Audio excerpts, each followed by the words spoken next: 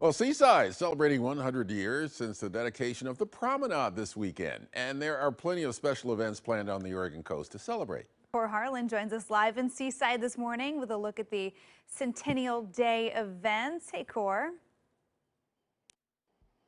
Morning, Emily. Good morning, Ken. Hey, this is a big celebration here, the Centennial celebration of the mile-and-a-half long promenade here in Seaside. Of course, Seaside, the original Oregon coastal resort town, started way back before the 1900s, and this promenade is a big part of the city's history and the tourism draw. Steve Wright is the city council person here. He's also pretty active in some of the history of this area. Thank you, first of all. Thank you for getting up. This is a little early, isn't it? It is definitely early. The fog feels nice. What is this wet stuff on my jacket I have not seen in about 45 or 50 days? We pretty much see it every morning. It's a nice little getaway from 90 or 95.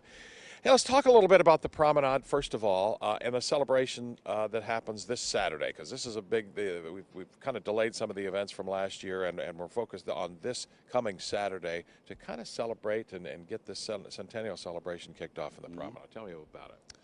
Oh, we didn't get to do 4th of July for the second year in a row, and that's one of the biggest things that happens here. So we're making this our big thing this year. Starts at 10 o'clock? Starts at 10 o'clock with a parade, come down Broadway and around the turnaround. And then at 11:30, it'll be a rose planting by the Royal Rosarians. And they're coming down here from Portland. They plant roses everywhere. They were here 100 years ago, and I invited them back, and they more than were happy to come back and see us. Now, Douglas, kind of giving you a shot of the turnaround here. This is pretty famous. A lot of folks know this this area right here. It's kind of a foggy morning, which is kind of refreshing out here. The actual dedication or rededication, I guess, of the promenade happens at 1 o'clock. What's going to happen there? 1 o'clock right here.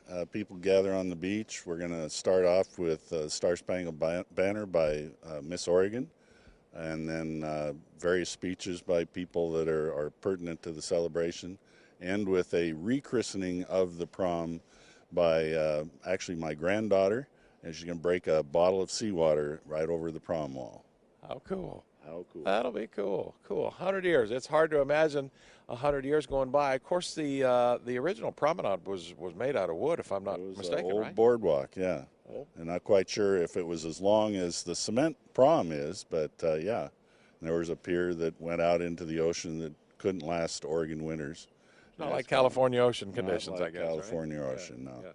And then sort of wrap all this up now, too, this has been a tourist destination since the beginning, and there was a time, it's hard to imagine it now, when the only way to get out here was by train, right? Yeah. It was called the Daddy Train because the dads would come down for the weekends and the family would stay here for 2 weeks, a month, whatever.